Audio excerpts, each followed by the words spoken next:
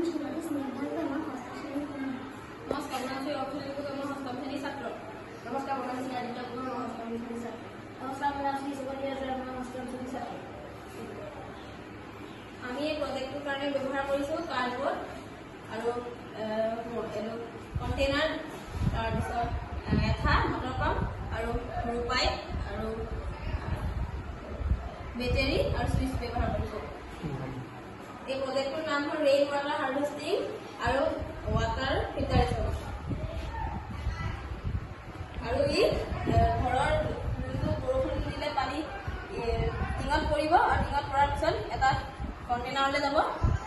তাৰপিছত কণ্টেইনাৰটোৱে মটৰ পাম্পে ঠেলি ওপৰলৈ এইটো ফিল্টাৰটোতে উঠাই দিব। যোনটোত হেৰি বেটেৰী লাগি আছে, চুইচ লাগি আছে, চুইচ অন কৰিলে ইয়ালৈ উঠিব পানীটো, তো অভাৰফ্ল' হ'লে ইয়াত পৰি যাবহি পানীটো, আমি যাতে গম পাম। তাৰপিছত এইটো কণ্টেইনাৰৰ পৰা ইয়ালৈ যাব, যোনটো এইফালে উলিয়াব পৰা সুবিধা আছে আৰু এইটো ঘৰলৈ যাব পাৰিব। বুজাই দিয়া